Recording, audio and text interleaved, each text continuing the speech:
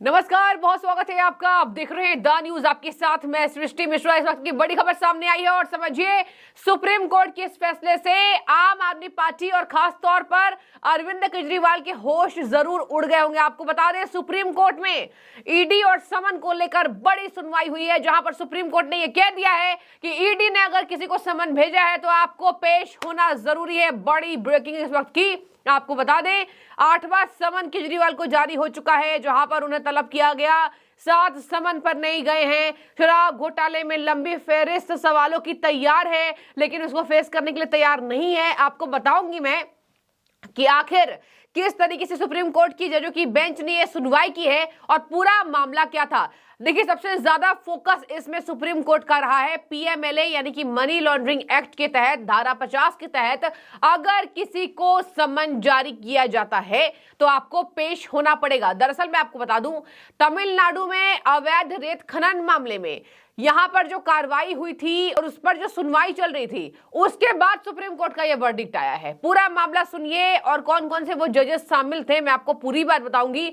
सबसे पहले तो कोर्ट ने कह दिया है कि अगर समन भेजा गया है और जवाब चाहिए ईडी को, तो आपको पेश होना पड़ेगा व्यक्तिगत रूप से। और इसके साथ में आपको बता दूं, ये केजरीवाल जी है जो पूरे इस केस में आपको बता दें अपना ध्यान आकर्षित करवा रहे हैं, क्योंकि सबसे ज्यादा मामले इन्हीं के चल रहे हैं। दिल्ली के शराब घोटाले में जो ये कहते हैं कि हुआ ही नहीं है, लेकिन वापस ले लिया गया था शराब नीति। इसके साथ किस तरीके से सुप्रीम कोर्ट ने कहा 338 करोड़ का मनी ट्रेल है। तो देखिए दर्शकों, ये मामला फंसते जा रहा है और लोकसभा चुनाव से पहले केजरीवाल कभी भी अंदर जा सकते हैं, ऐसा बीजेपी कहती भी है और तमाम कांग्रेस पार्टी भी कह रही है। लेकिन आपको बता दूं, इस बीच सुप्रीम कोर्ट का वर्डिक्ट आना ये अपने में ऐतिहासिक है, क्योंकि सुप्रीम कोर्ट में छोड़िए, केजरीवाल यहां बार बार समन पर पेश नहीं हो रहे हैं, अवमानना कर रहे हैं। आपको मैं एक और बात बता देती हूं, एक और विशेष अदालत में केजरीवाल के खिलाफ अवज्ञा मामले में, मतलब ये आज्ञा नहीं मान रहे हैं ईडी की, उसके खिलाफ ईडी ने शिकायत दर्ज की है। केजरीवाल चौतरफे घिर चुके हैं। आज तो सुप्रीम कोर्ट का वर्डिक्ट आ गया मंगलवार को। आपको बता दें कि यहां पर कोर्ट ने कहा कि अगर प्रवर्तन निदेशालय ने यानी ईडी ने समन भेजा है तो उसका सम्मान करना और पेश होना जरूरी है। समन का सम्मान करना जरूरी है। देखिए, जस्टिस बेला त्रिवेदी मौजूद थे और जस्टिस पंकज मित्तल की बेंच ने ये ऐतिहासिक फैसला सुना दिया है।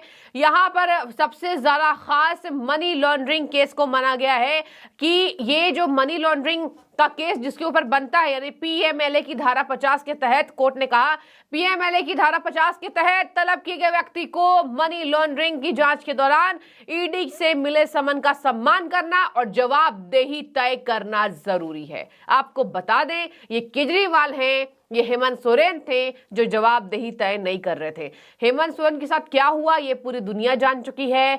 दिल्ली झारखंड में मुख्यमंत्री नया बना, अंदर चले गए, गिरफ्तारी हो गई। इसके साथ मैं आपको बता दूं, अब केजरीवाल शराब घोटाले में एकमात्र बचे हुए व्यक्ति हैं, क्योंकि मैं ऐसा इसलिए कह रही हूं क्योंकि इनके 2 बड़े नेता मनीष सिसोदिया और संजय सिंह अलग अलग जेलों में बंद हैं और वो बाहर नहीं निकल पा रहे हैं। बार बार जमानत नहीं हो पा रही है, और जबकि प्रेस कॉन्फ्रेंस करके ये आरोप लगाए जाते हैं कि एक विशेष धारा में उनके खिलाफ शिकायत दर्ज कराई गई है, इसी वजह से वो भी इसी का हवाला देती हैं।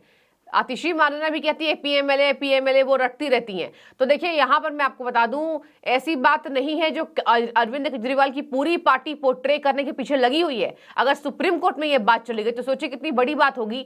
हालांकि ये केस तमिलनाडु के अवैध रेत खनन का था, लेकिन ये सवाल आता है कि जांच एजेंसियों के ऊपर लगातार प्रहार करना क्या इस तरीके से सही है? जांच एजेंसियां काम कर रही है, ये बात अलग है कि पीएम मोदी के नेतृत्व में ज्यादातर सीबीआई और ईडी एक्टिव हुई है, पहले इतनी नहीं होती थी। तो यानी कि समझ जाइए, पहले की सरकारों में भ्रष्टाचार की अनदेखी थी, अब पीएम मोदी की सरकार में भ्रष्टाचार की अनदेखी नहीं है। और कहते हैं पीएम मोदी, प्रधानमंत्री नरेंद्र मोदी का हमेशा ये स्लोगन रहता है, न खाऊंगा न खाने दूंगा, भ्रष्टाचारी को एक एक करके गड्ढों से निकालूंगा। ये लगातार बीजेपी कहती रहती है और पीएम मोदी ने इसका नारा बुलंद किया हुआ है। तो 24 लोकसभा चुनाव से पहले अलग बात है, केंद्र की एक अलग यहाँ पर स्ट्रैटेजी है, लेकिन आपको बता दूं, यहाँ पर उन्हीं नेताओं को तलब किया जा रहा है जिन्होंने भ्रष्टाचार किया है।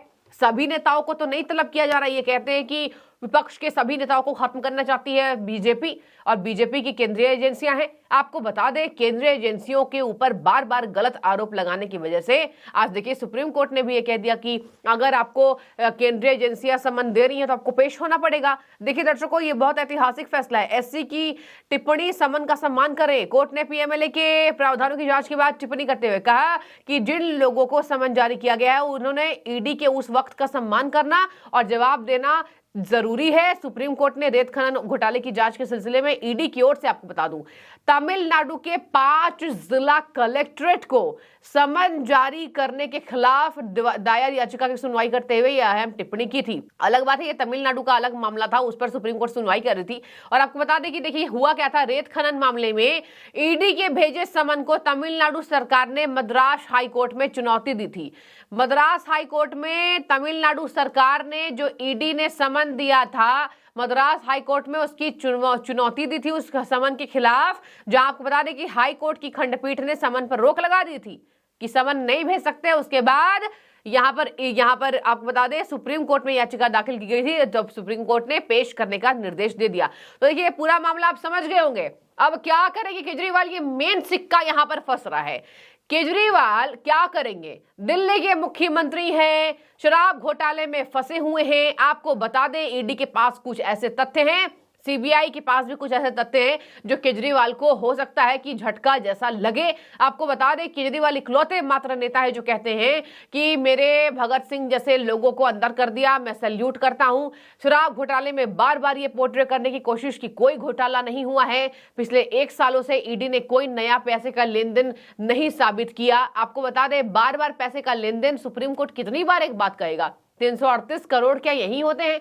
338 करोड़ क्यों हुआ? इसकी जवाबदेही तय करने के लिए एक लंबी सवालों की फहरिस्त ईडी ने यानी एनफोर्समेंट डायरेक्टरेट ने तैयार कर ली है। यही वजह है कि 7 समन, 1 2 3 4 नहीं, 7 समन पर नहीं गए हैं दिल्ली के सो कॉल्ड मुख्यमंत्री जो कहते हैं कि मैं बहुत ज्यादा पढ़ा लिखा हूं। पीएम मोदी पढ़े लिखे नहीं है, अनपढ़ हैं। अनपढ़ राजा, चौथी पास राजा, न जाने कैसे कैसे शब्दों का प्रयोग, जबकि पीएम मोदी के 2 कार्यकाल पूरे लगभग हो चुके हैं। इसके बाद भी ये बातें कहना, तो देखिए समझ जाइए आप कि किस तरीके से यहाँ पर अपने पढ़े लिखे का हवाला देकर ये बार बार कोर्ट के फैसले का अवमानना करते हैं, ईडी का अवमानना करते हैं, सुप्रीम कोर्ट में माफी मांगते हैं। तो ये छवि अब बनकर उभर चुकी है दिल्ली के मुख्यमंत्री की, और सबसे तगड़ा झटका है ये। भले कोर्ट ने पीएमएलए के तहत, मनी लॉन्ड्रिंग के तहत ये सुनवाई की है, लेकिन ये ईडी के समन से हर तरफा आप जोड़कर देख सकते हैं, जो केजरीवाल को 7 समन जारी करने के बाद नहीं गए, 8वां जारी किया गया है मजबूरी में। हेमंत सोरेन के साथ भी यही हुआ था, फिर नहीं गए थे, गिरफ्तारी हो गई थी। तो उनके किस्से को दोहराया जा सकता है, लेकिन फिलहाल ये सुप्रीम कोर्ट के फैसले पर अब क्या करेंगे केजरीवाल, देखने वाली बात होगी। आप बताइए, ये बहुत बड़ा फैसला है सुप्रीम कोर्ट का, ऐतिहासिक है। आपकी जो भी राय हो। अरविंद केजरीवाल ने कहा था कि अदालत में केस है तो ईडी काहे समन भेज रही है, क्यों समन भेज रही है, क्या ईडी को अदालत में भरोसा नहीं है? आप बने रहिए, एक एक अपडेट आपको बताएंगे। लेकिन अब केजरीवाल की उल्टी गिनती शुरू हो गई है, ऐसा जनता कह रही है। बहुत शुक्रिया आपका।